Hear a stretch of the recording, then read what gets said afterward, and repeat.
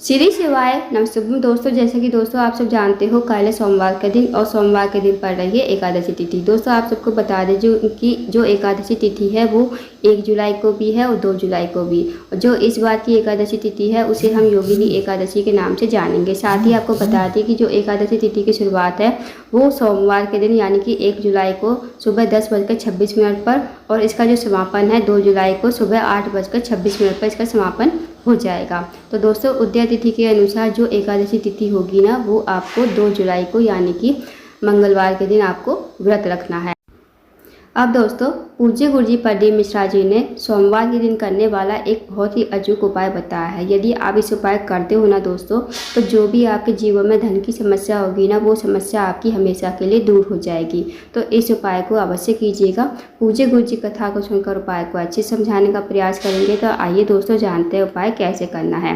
दोस्तों, यदि आपके जीवन में धन की वृद्धि नहीं है, धन की प्राप्ति नहीं है, माता लक्ष्मी का आपके घर में वास नहीं है, माता लक्ष्मी आपसे रूठी हुई है, तो इस उपाय को अवश्य कीजिएगा।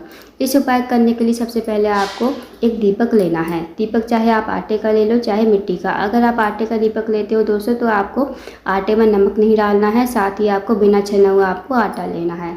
अब दोस्तों, आपको दीपक गोल बाती का घी का तैयार कर ले। इस उपाय को दोस्तों आपको शाम के समय करना है यानी कि प्रदोष काल के समय। अब दोस्तों, आपको दीपक को तैयार करके आपको निकल जाना है बेलपत के पेड़ के नीचे। जहाँ भी बेलपत का पेड़ हो वहाँ पर आप चले जाइए और बेलपत का पेड़ बड़ा होना चाहिए, इस बात का ध्यान रखना।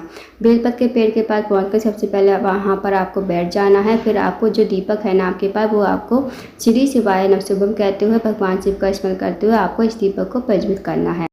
फिर दोस्तों, आपको दोनों हाथ जोड़कर भगवान से प्रार्थना करनी है कि हे महादेव, मेरे जीवन में धन की वृद्धि नहीं है, धन की प्राप्ति नहीं है, माता लक्ष्मी को हमारे घर में वास नहीं है, माता लक्ष्मी हमसे रूठी हुई है।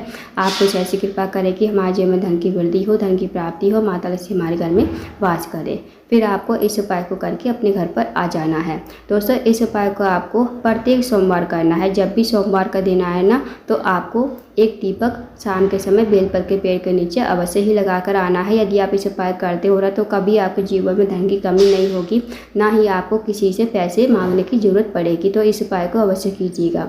साथ ही दोस्तों, पूज्य गुरुजी प्रदीप मिश्रा जी ने ये भी कहा था कि जो भी व्यक्ति, जो भी महिला शाम के समय बेलपत के पेड़ के नीचे झाड़ू लगाता है उसके जीवन में कभी धन की कमी नहीं होती है, माता लक्ष्मी हमेशा उसके घर में निवास करती है। तो इस उपाय को भी करके देखिएगा, बहुत ही अचूक एंड विशेष उपाय है।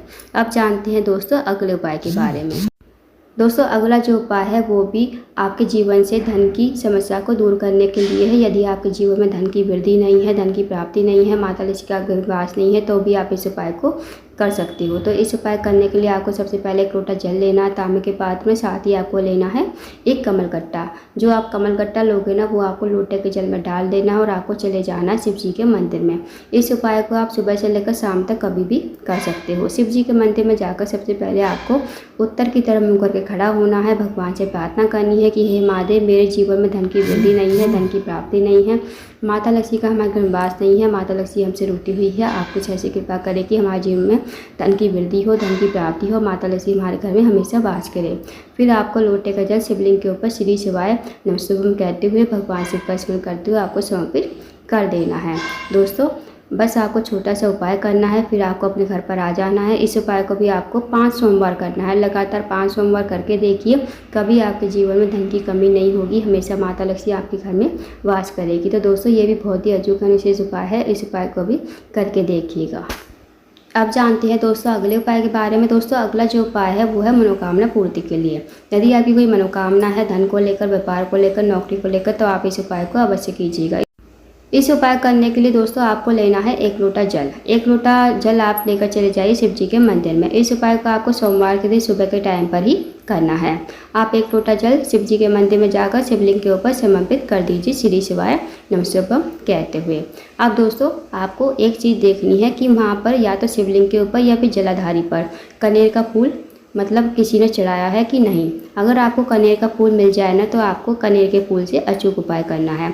आपको कनेर का फूल दिख जाए शिवलिंग के ऊपर तो आपको भगवान से विनती करते उस कनेर के फूल को उठा लेना है। अब इस कनेर के फूल को आपको 5 जगह स्पर्श करवाना है। सबसे पहला जो स्थान है वो है दोस्तों गणेश जी का स्थान।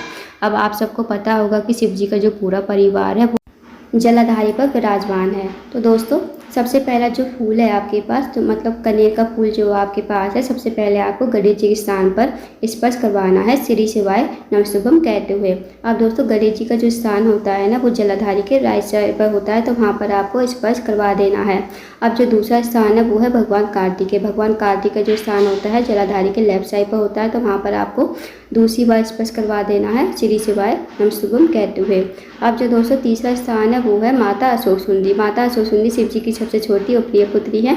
माता अशोक सुंदरी का स्थान होता है जलाधारी के बीचों बीच में, तो वहाँ पर आपको श्री शिवाय नमस्तुभ्यम कहते हुए तीसरी बार फूल को स्पर्श करवा देना है माता अशोक सुंदरी के स्थान से। अब जो चौथा स्थान है वो है दोस्तों माता पार्वती का हस्तकमल, जहाँ शिवलिंग विराजमान होता है। नीचे आप देखना गोल गोल एरिया होता है, और वो जो गोल एरिया होता है ना, वो माता पार्वती का हस्तकमल होता है। तो वहाँ पर आप कहीं भी मतलब चौथी बार स्पर्श करवा देना है कनेर के फूल को। अब दोस्तों पांचवा जो स्थान है वो है त्रिशूल। जहाँ भी मंदिर में त्रिशूल दिख जाए ना, वहाँ पर आपको चले जाना है। जो त्रिशूल की तीनों पॉइंट होती हैं, जहाँ पर मिलती है ना तीनों पॉइंट, जो तीनों निब होती है, वो वहाँ पर आपको स्पर्श करवा देना है श्री शिवाय नमस्तुभ्यम कहते हुए। फिर इस फूल को आपको लेकर आना है शिवलिंग के पास। फिर आपको इस फूल को अपने सीधे हाथ की हथेली पर रखना है। भगवान से अपनी मनोकामना बोलनी है, जो भी आपकी मनोकामना है दोस्तों सच्चे मन से बोलिएगा आपकी जो भी मनोकामना है। और इस फूल को आपको श्री शिवाय नमस्तुभ्यम कहते हुए अपनी मनोकामना बोलते हुए आपको शिवलिंग के ऊपर समर्पित कर देना है।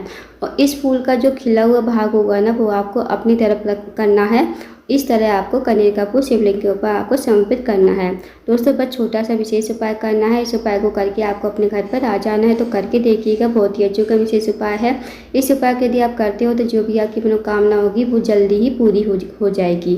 तो दोस्तों ये थे कुछ विशेष उपाय जो आपको सोमवार के दिन करने हैं। इन उपाय को अवश्य कीजिएगा। अगर आपको जानकारी पसंद आई हो, वीडियो को लाइक करना, शेयर करना, चैनल को जरूर सब्सक्राइब करना, कमेंट बॉक्स में श्री शिवाय नमस्तुभ्यम हर हर महादेव जरूर लिखना।